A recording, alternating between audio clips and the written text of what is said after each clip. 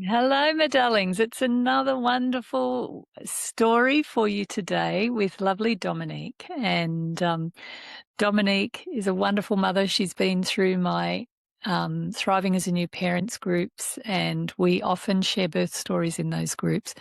It's a very bonding experience, actually, coming into a room full of women all sharing their birth stories and discovering what a ride it is. And Dominique's offered to be on the podcast. So thank you, my darling, for coming. Thank you for having me. So prior to you having a baby and when you were pregnant, in that early pregnancy, how were you feeling about having a baby and the idea of giving birth? What was in your head? I really wanted my birth to be a positive experience, and I think and I was like determined about that. And the reason is that the pregnancy was really hard. Right. So I have a metabolic condition, which means that before we could even try to conceive, my husband and I had to do genetic testing to make sure that my husband didn't carry the same gene that I did for PKU, and then I had to go on a preconception diet for a couple of months before we could try. And then during the pregnancy, I was on a really, really strict diet protocol of eating exactly 30 grams of protein a day, no more, no less, Wow. constant finger prick tests, really hard to get adequate nutrition, which just made me feel kind of rubbish the whole time. And then on top of that, I had really bad morning sickness, more like all the time sickness. And so the pregnancy was just such a slog. And it just made me think, okay, there's not much I can do about this pregnancy. I just have to count my food, weigh my food, get through these feelings. But what can I influence about the birth? What can I do there? Yeah. And so I really wanted to approach my birth with like a lot of preparation, a lot of understanding of like what can I do? How can I influence it to to make the end of the pregnancy something joyful? Wow. It's one of those things, isn't it? We're very aware that we can't control the process of birth, but we can influence it. And that's always and that's the whole premise of this podcast, is what can we do to influence birth and to move it in a direction where we can optimize our response. So you came and did my classes, the Transform Your Birth class. How was that, Dominique, in terms of helping you to look for those answers? I think the thing that your class really gave me was the permission to be positive about my birth. Yeah. I I did find when I got pregnant that a lot of women like to come at me with their horror stories. God. And that was quite a confronting experience for me because I'm one of six. My mum had six births, six kids, and she always had sort of straightforward positive birth experiences. And so pregnancy and birth and breastfeeding was something that I kind of knew from childhood and didn't come at it with that much fear until I got pregnant. And then I felt like there was almost like a Greek chorus that wanted to tell me just how, how things could go wrong. And I felt like I was having to just get a bit smaller and smaller about my ambition, or my belief is a better word, my belief that my birth was going to be okay. And so I think that the Transform class, the biggest thing it gave me was like, no, you have permission to be positive about the birth, like to confront it, to welcome it rather than bear it. I think the other thing was how it helped my support team. So my husband in particular, just absolutely loved having a toolkit.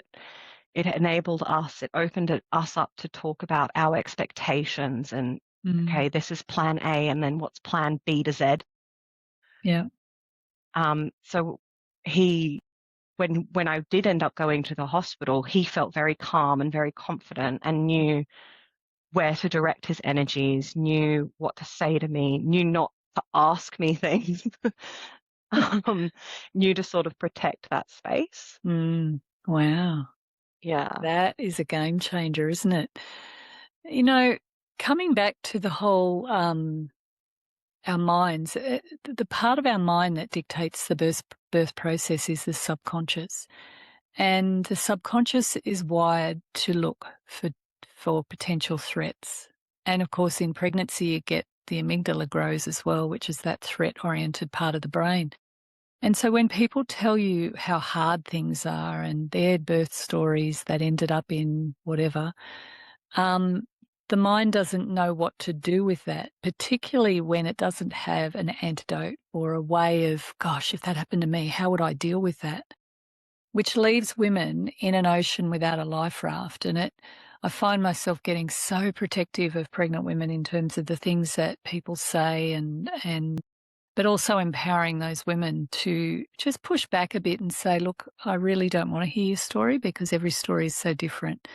But what I am curious about, what did you learn that helped you? Because that sort of question can create a conversation that's far more positive. But we do tend to focus on the hard parts, and we do that with a underpinning belief system that we're not enough to handle it.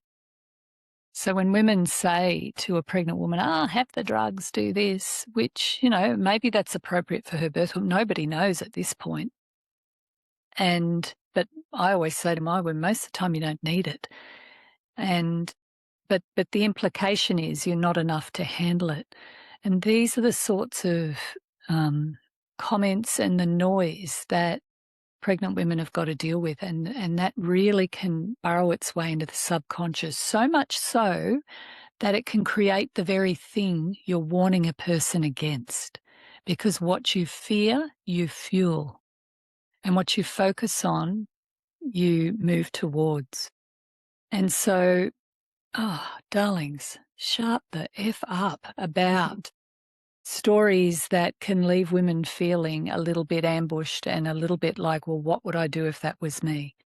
Okay, what we need to hear as pregnant women is how everything works, what we can do to contribute, and what are some of the hints and tips and tricks that help make women comfortable in labour, enabling them to get through it.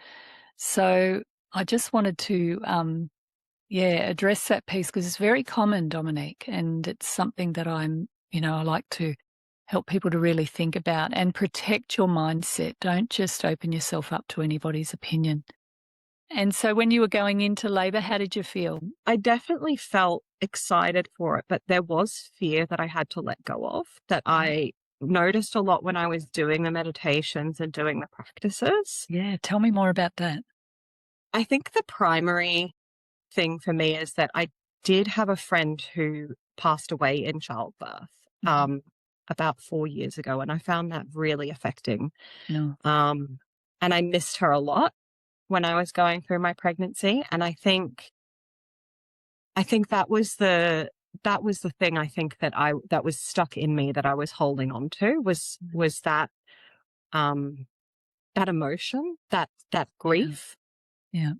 And I know that when I got to the end of my nesting phase, after I'd Dettoled the fridge and thrown out half my clothes and everything, I sort of had to, I had to take a moment and go, what's left? And it was that. And it wasn't until I sat down and I wrote a letter to her and I wrote a letter to my baby and said all the things to both of them that I wasn't able to say to my friend because her passing was very unexpected, and what I wanted to say to my baby if that was what she would have left of me.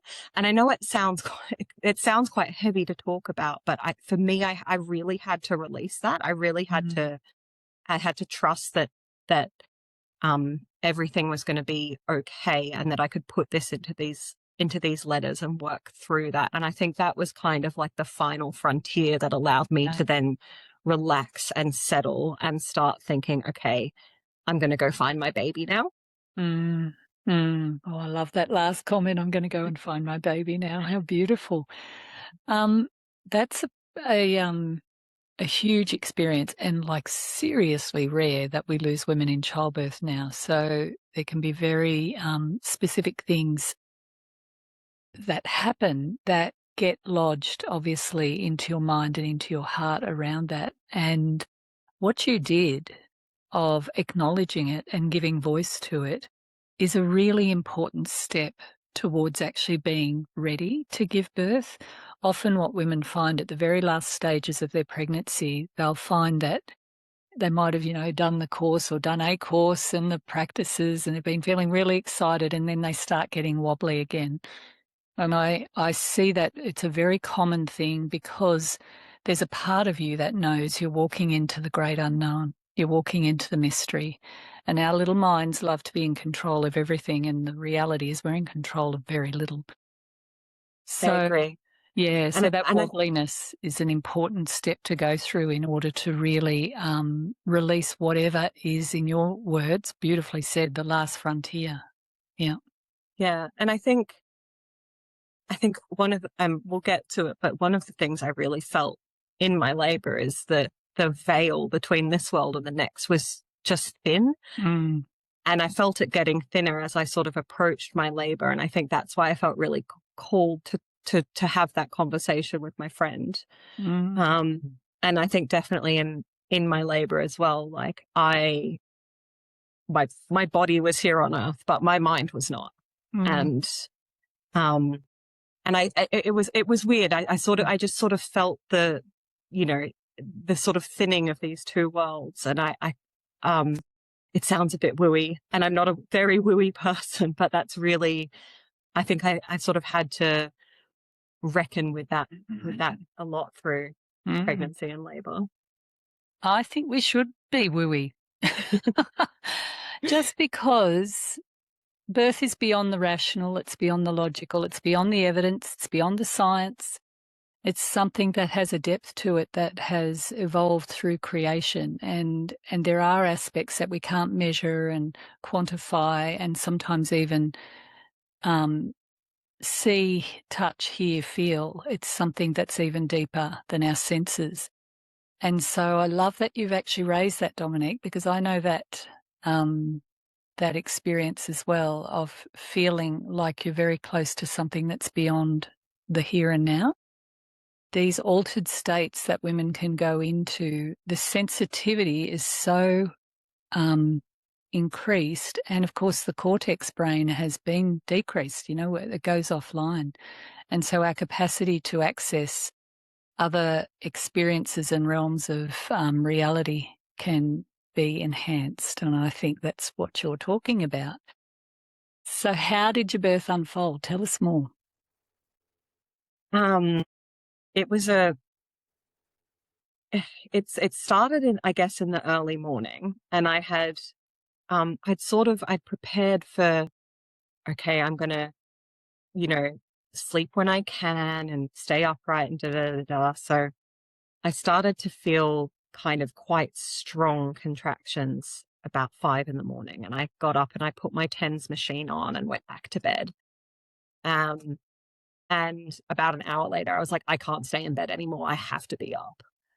Um, and that's when I was like, okay, like let's get the plan going. So, it was all the Swiss ball, and I was bouncing on it, um and very quickly I was like, God, I need to be on all fours. And so then I was on all fours on the ball, and I was getting my husband to time my contractions, because I said to him, I was like, this is like, they're increasing, like something, like I was prepared to be in it for quite a while.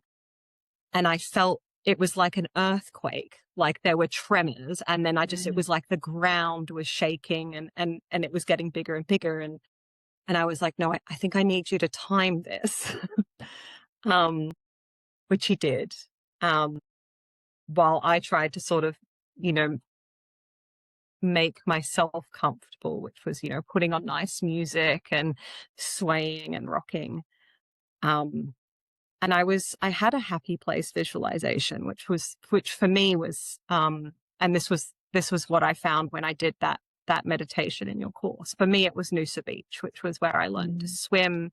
We'd recently been there on holiday. Like, I always feel very connected to the water. So I was trying to find videos of Noosa Beach on YouTube and I couldn't. So I was like, okay, I'll put on Taylor Swift. She's got a 3-hour concert on video. And I got through an hour of that concert before I was like, turn her off. I cannot listen to Taylor, go Taylor. She was good for an hour. she has one song that's 10-minute long. And I thought, oh, I'm going to time my own contractions. And I realized that they were coming every 2 minutes during this 10-minute song. And that's fast. Yeah. I kind of had no idea what time it was, but I knew it was still the morning because my partner had made me breakfast, which I had promptly thrown up everywhere. And I remember being like, because we have a townhouse that's quite tall and I was on the top level. And I remember having this almost fight or flight response, like, I cannot be up high. I need to get down low. I need to get to the lower levels of the house. And so there I was on the stairs on all fours and just feeling like rocked by contractions. And that TENS machine was worth its weight in gold. Like I was hammering that thing. And and it was lovely actually, because it meant that I knew, okay, I could feel this contraction coming on. I hit the button, I ride it with my machine, I let it go. And that notion of the waves was really helping pull me back into my happy place of watching waves on the beach as well. Yeah. But then I reached the point where I said to Bennett, you need to call the hospital. And he did. And they said, oh, first time mum, how long's she been in labor at that point? Not many hours, like a couple of hours. And they said, look, you should really just like wait it out at home. Don't come in. And I was like, put them on the phone to me, thinking if they could just hear me, they'd go, oh, no, come in. But they said, no, stay there. And I felt this is wrong. Like I need to be at the hospital. And I don't know how many minutes passed. To me, it felt like no time at all. But blood just started running down my legs. And that was the point where I said to Bennett, I don't care what the hospital says, we're going in. Yeah.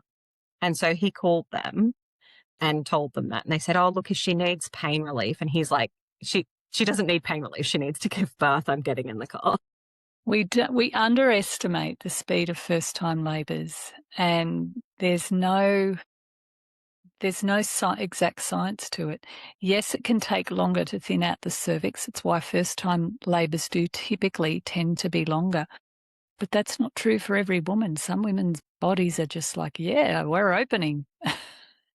We're ready to go. Wow.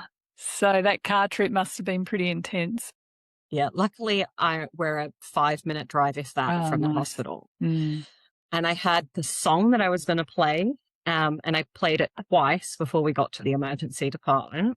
And it was a song that we used to sing to my little brother when he was a baby. So it was very, very connected to babies for me, was that song. And so I was kind of singing that in the car while, holding onto the rail and breathing.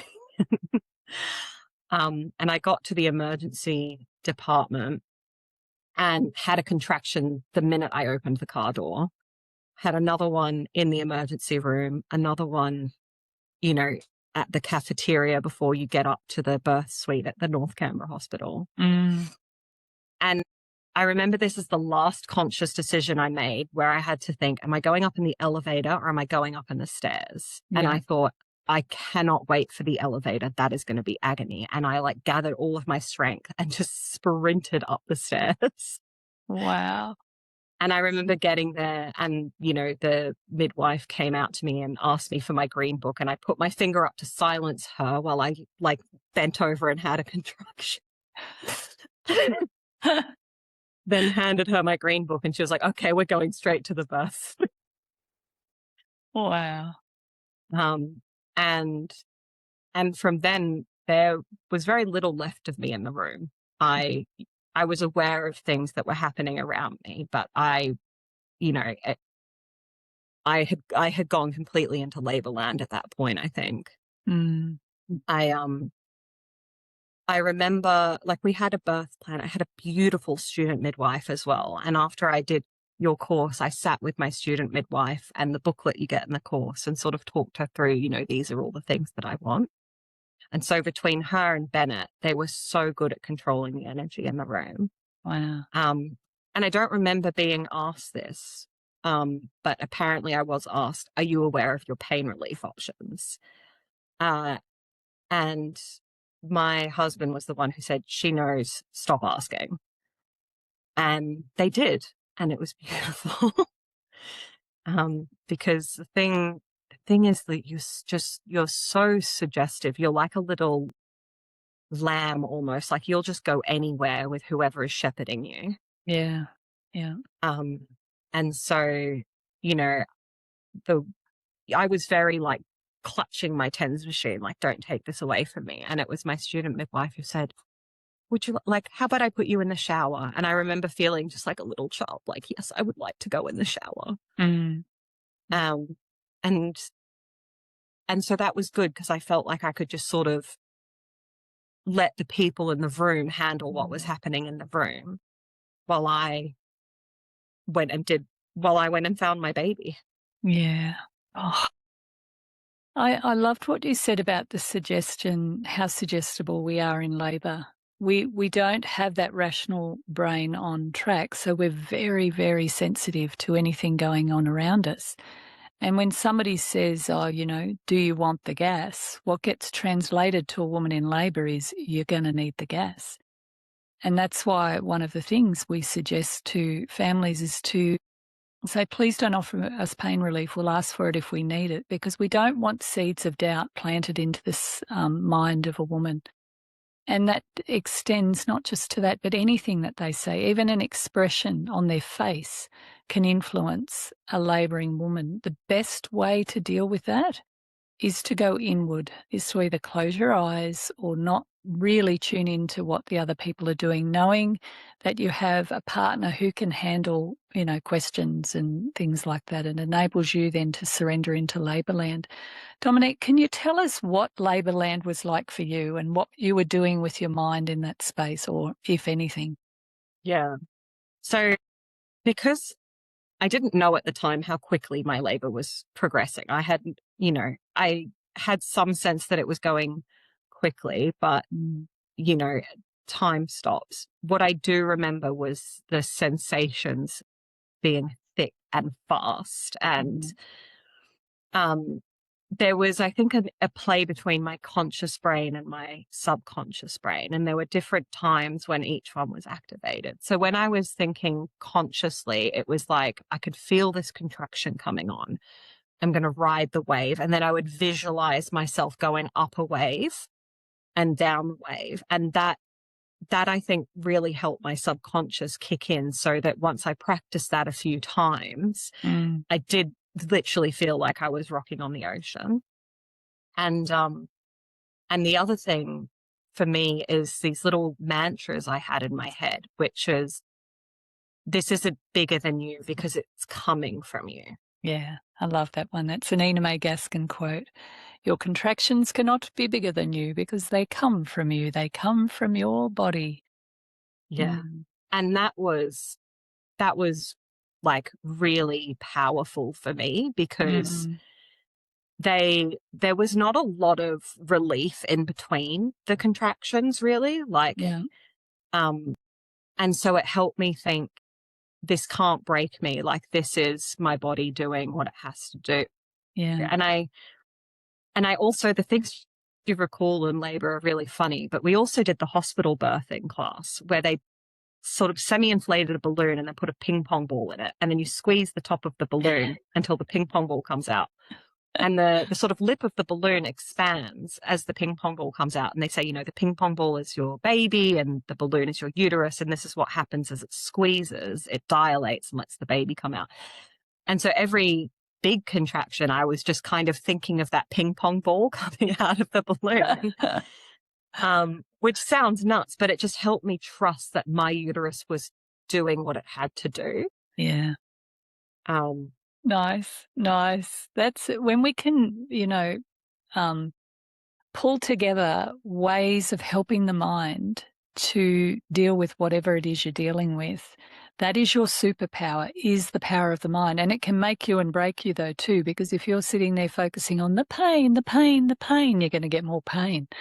Yeah. I experience this training in the mornings when I do boot camp, and I give my mind, whether it be counting or things to do while I'm going through the pain of training. So, these things are powerful reminders of how to harness your mind in your everyday life, because I tell you what, those thoughts come with feelings, and feelings are physiology.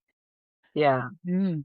And like on the subject of things people say to you, and you can choose to keep them or you can choose to discard them as much as possible.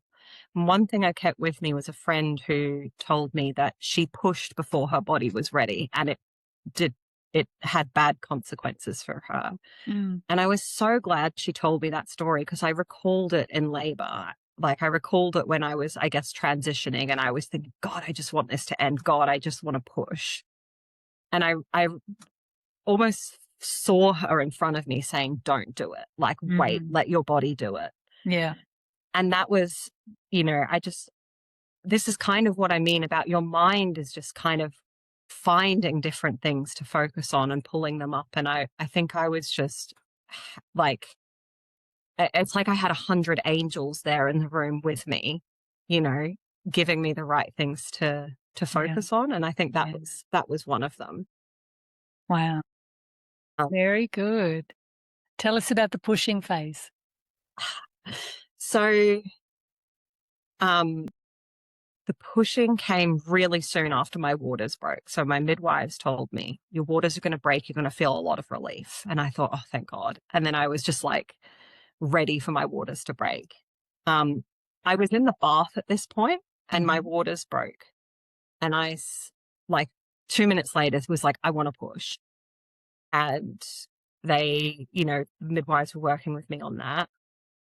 And then as I was starting to feel the urge to push, I freaked out and I said, get me out of the bath. I said, I'm going to hurt her. I'm going to hurt her. I can't stay down. Get me out of the bath. And so they did. I don't think it was very elegant. I think I must have looked like a hippopotamus doing a somersault trying to get out of the bath. And I went back into the shower, and that's the point at which I just shut down. Yeah. And I went very, very quiet, and I just really focused on like I went inwards, I guess. And I did my first push in the shower. But I remember thinking, like, once I was in that place of safety, which for me was the shower, I went back into my happy place, because that's where I kept going to center myself.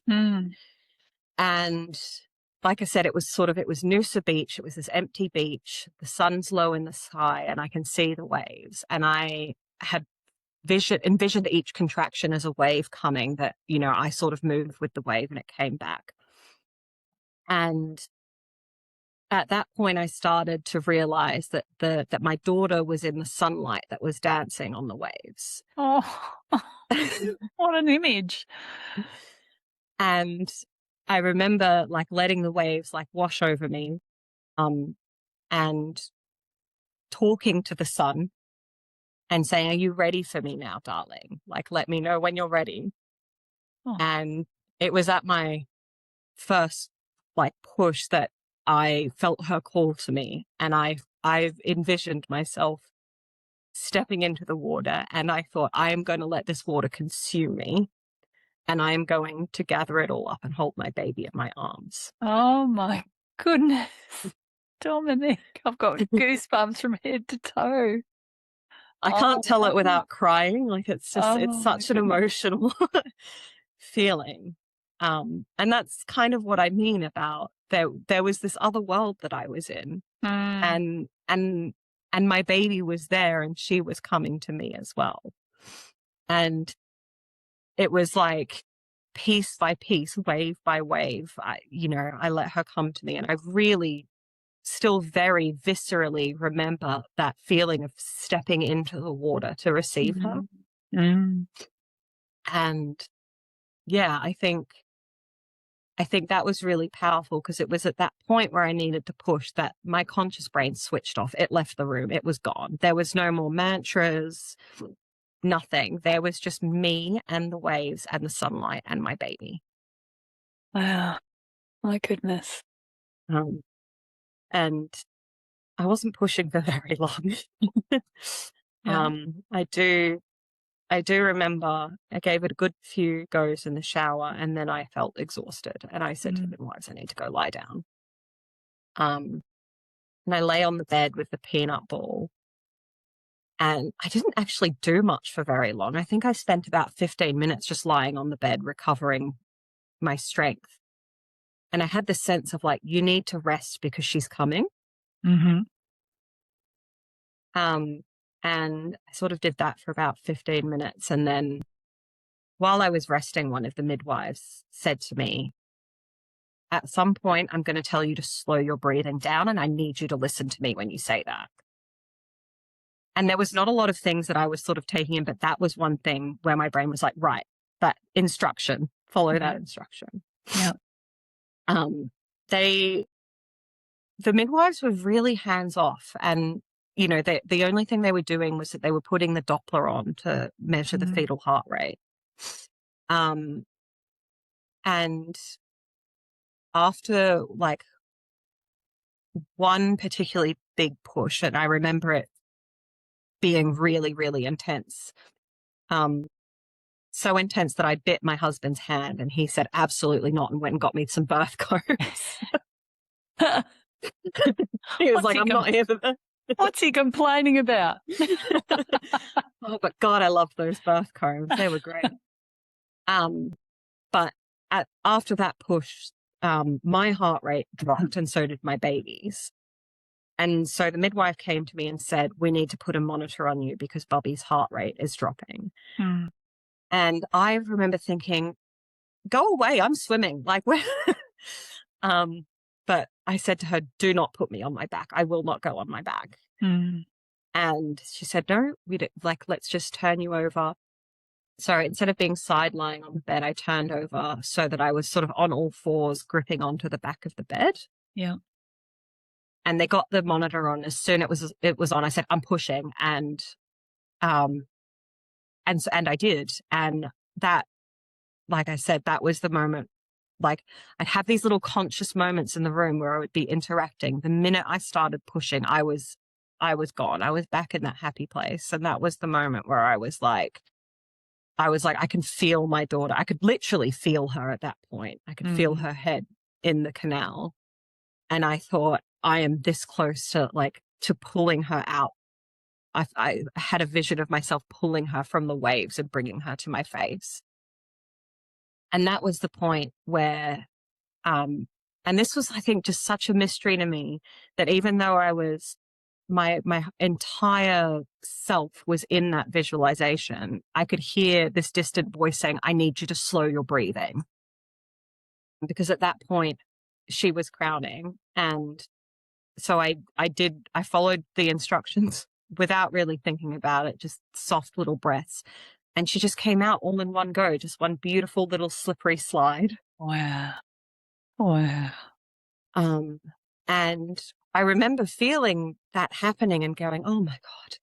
And it took a moment to crash back down to earth. It wasn't until they said, go, reach down and pick her up. And I thought, pick who up? What am I doing here? What is it? What's this about? I think if you'd asked me there, I wouldn't have been able to tell you my own name. And then she was between my legs and she was gorgeous. She was just lying on her side.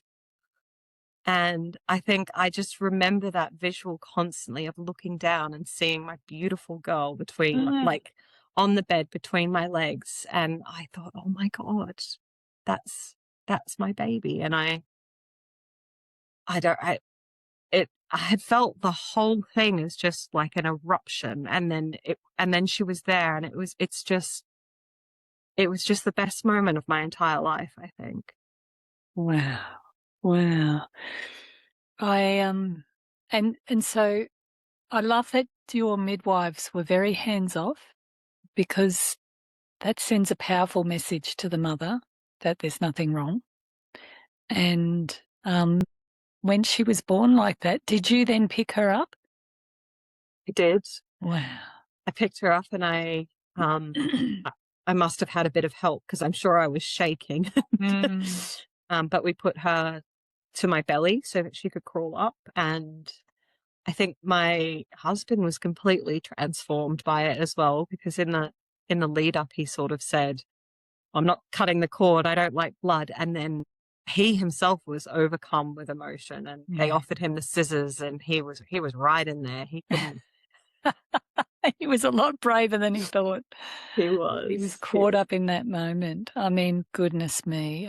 If I could wish for every woman to experience that, it'd be an amazing thing. And obviously it's not like that for everyone. But I think what you're describing is Mother Nature's design. She wants us to really awaken to the significance and the magnitude of this event, because that's what being a mother requires us to do, is to be bigger. And the intensity of labour and birth, and I often say it's the cracking of the shell from the woman into the mother. And with every child you go through it with, it's the same deal. You have to rise up, you have to overcome, and you've got to discover your true strength. And, sometimes we discover more about our strengths through a complex birth than we do a straightforward birth like yours. Dominique, what did you learn about yourself? Let's start there. I think what I learned is that it's hard, but you can do it. I think that it made me two things. Like, it made me feel like there isn't a challenge I can't rise to, but at the same time, it made me feel like I'm so much softer than I realize. Like, that there's a hard exterior that I've put on to get by in the world, but that's an outfit. And actually, like, that there's been a sort of almost like a returning to my inner child of like, oh, I'm this soft, sentimental little squishy person who, just wants to radiate love and be surrounded by it. And I think it's making space for both of those things, both that hardness and that softness. Yeah, because a mother's been born, and symbolically the mother is the nurturer. She's the giver of life, and she's got to maintain that life until that baby's old enough to look after itself. But then also she's fierce, and she can be hard, and she can be, you don't mess with a new mother. You don't mess with any mothers, actually. I'm still like that. In fact, I'm worse since menopause. You get a bit of a don't mess with me vibe. But for each woman, her path towards that fierceness and that connection to love is its own journey. And birth can be a huge catalyst for that, which is why it's so important we do support physiological birth where we can. And when women need help, we still do our best to bring as much of that woman into that labour space as possible by not scaring her and keeping the environment safe for her and protective so she doesn't feel vulnerable and overwhelmed. Yeah. And I think for me, a lot of that was about the preparation beforehand. Like I said at the very start, like, what can I influence? And so for me, doing your course, doing the hospital course as well, and learning sort of their protocols and what they do for things.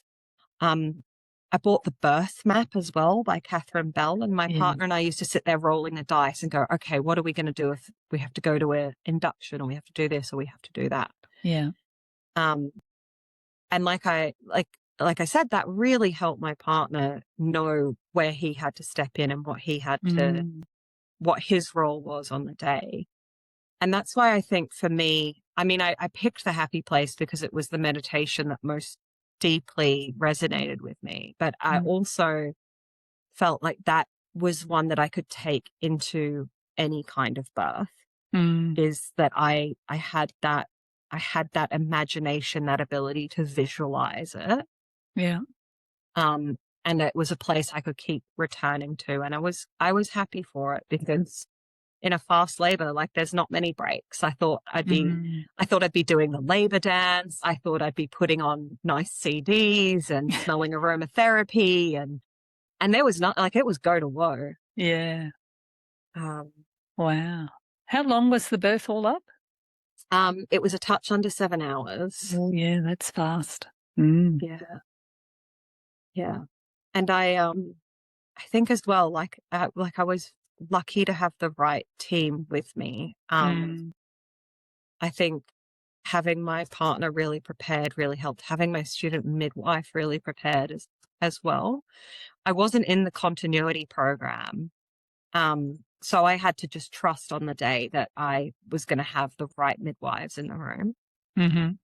Um, but I do feel that, like, walking in with two people who would, who knew what my preferences were, that was worth its weight in gold. And my student midwife was a beautiful doula Mm. who, she was teaching my husband, here's how you get the shower head and run it over her back.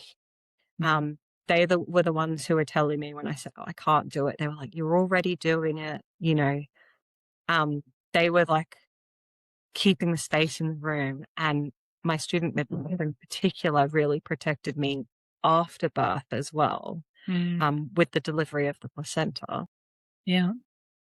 um, which I had written down that, I wanted it to be physiological, and my student midwife made sure that was on the board. But I remember feeling absolutely deflated after birth and thinking, God, if they ask me, do you want the injection? Do you want to do the active delivery of the placenta? I will just give in. I'm exhausted. Mm. But they didn't ask, because that preference was clear, and that preference was upheld by my partner and by my student midwife. Beautiful. And there was no contraindications for it to be otherwise, No, and unless you showed signs of bleeding. Yeah. it was quite. I remember the midwife appointment. They were like, "This is the done thing. We'll give you a shot Mm. in the leg." Mm. And I remember being like, "But why is it the done thing? Like, Mm. what's going on there?" And it was just like, "Oh, we just." It, there wasn't a satisfying reason. Mm. Um, in the end, I was really. It was a good thing that I had that physiological delivery, which I had to go and empty my bladder, and then the placenta just all came out like intact, whole, beautiful, all in one. But then they went and inspected the placenta, and they found that the cord was attached, a particular way for it, but it wasn't attached in the center of the placenta. It was attached to the edges, to the Okay. membranes. Yeah. And the midwife said, oh, it's a good thing we didn't do active, because if we had pulled on this, it would have ruptured. There you go. Now, Um, that's a very interesting point, because I know I've had talks with doctors about managing the placenta with the injection, and then there's an active, we want to get this out as soon as we can type approach to third stage. And I've had doctors say to me, why wouldn't you manage it? Like, it's obviously the safest way to go. But sometimes managing third stage can cause problems as well. And it really has to be assessed every time a woman gives birth as to what's going to be the best way for the woman. And she needs to have a choice around that too. Because in your case, it was obvious that, letting it come in its own time, in its own way, was much less complex in the way that the placenta was than had you have managed it. So, yeah, one policy for all women is not very good medicine. It's not the way medicine should be practiced. We should always look at policies within the context of what's going on for that individual woman and family and unit, the baby and everything. So I love that you've brought that up. Yeah.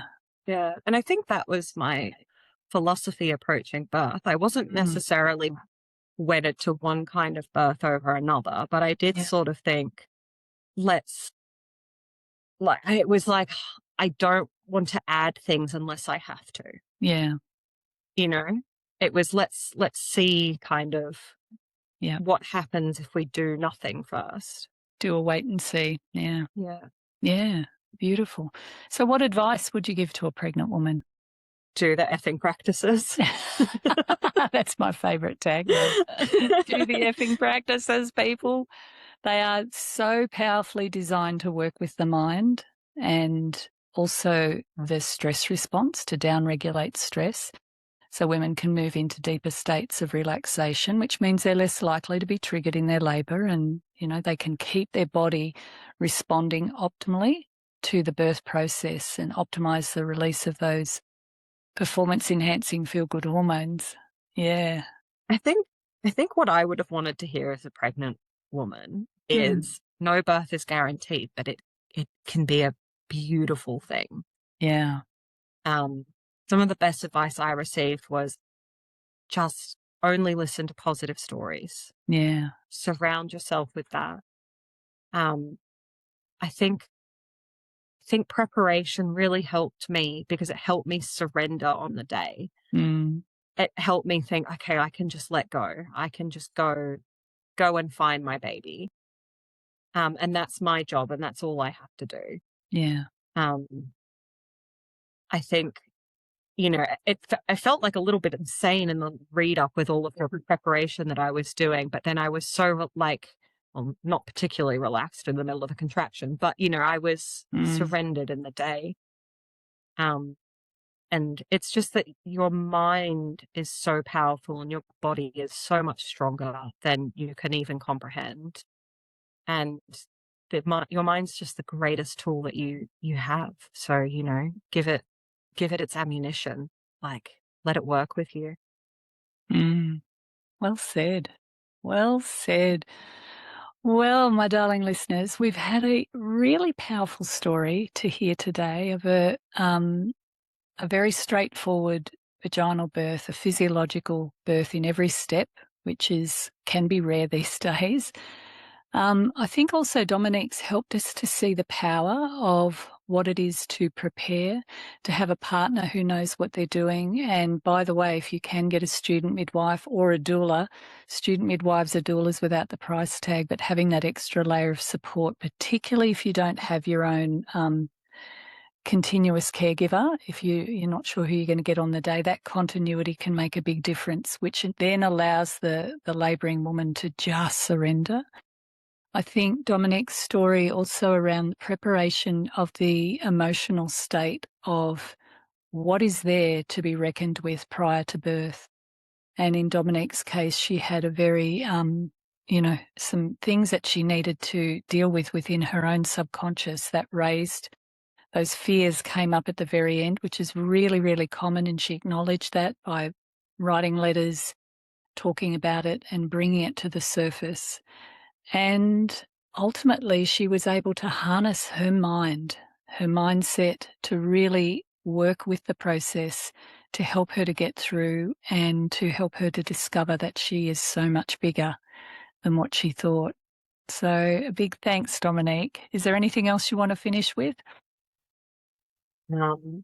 Just to let all the pregnant women out there who are listening to this podcast, like I did before I went into labor, that you are so strong and you are all a brilliant mum. Beautiful. Thank you. Well, thanks everybody for tuning in, and we'll get some more goodness to you at some stage. See ya. Hi again. It's Tracy. Excuse me. Dominique and I were just talking about the beauty of physiological birth and how in some parts of the world there's a real push to move beyond it and to just go straight to caesareans. And one of the things, the pieces of the puzzle I think gets missed is how birth sets us up for parenting. And so I just wanted to come back to Dominique and ask you the question, what was it about the birth that you think has helped you in that post-birth phase? How has it translated into your parenting? I think my birth was just such a powerful experience that I have been able to hold on to every time things have gotten tough. Mm-hmm. Yeah. I had my happy place, and now that birth is my happy place too. There were times, I think, particularly in the newborn era, where I'm sleep deprived and you're feeling all kinds of crazy. And I would go outside and I'd look at the setting sun and I would recall that visual. I recall seeing my daughter for the first time, and I would allow that to calm me.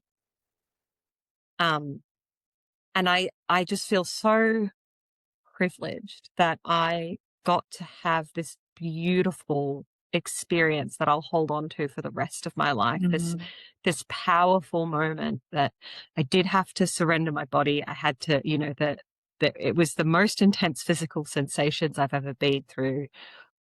But ultimately, like, I don't have a clear memory or a physical memory of that pain, but I do have a very clear memory of the joy, of the euphoria of finding my baby, of calling my baby to me. And I love my baby, but she is of the spicy variety. She loves she loves her mummy. She loves to be bounced, loves to be rocked. And there's times where you are feeling a bit, God, touched out, and can't I just put you down? And I have this experience where I think, no, she came to find me and I went to find her. Like, this is what we're meant to be for each other right now. And I think it's just given me that fortitude to carry through some tough times. Like, and I remember we had trouble establishing breastfeeding. And I unfortunately did face a bit of pressure to switch to formula feeding, which I didn't, that wasn't my choice. That wasn't what I wanted to do. Yeah. And I remember calling the hospital and saying to them, please let me and my baby figure this out together. We're a team. I know we can do it together. And the midwife on the other end of the phone was actually the one who'd attended my birth. And she said, I know you guys can do it. You do what feels right for you. And I think it was that sense, that connection of like, my baby and we're a team. We work this out together. With a little help, I will say that we did get some great help from Anne Endress, a fabulous lactation consultant as well. Yeah. But it was that trust that I could do it with her, that she and I would find each other and work together, she being my baby, that made me persevere through 8 weeks of pumping and triple feeding until we managed to establish breastfeeding. And wow. I think it's really, it's an earthquake of self. And I felt really like I've stepped into this. This is what I was always meant to do. I found it very transformational, and I just found it just the absolute best day, most beautiful experience of my life, which I will say it doesn't feel like at the time, but it's, it is something that I carry within me like a little flame in my heart forever. Wow. Well, there you go, my darlings. It's something to think about in terms of moving birth beyond this idea of how it happens, whether it's your vagina or sunroof or with medication, without it, straightforward, complex, needing help.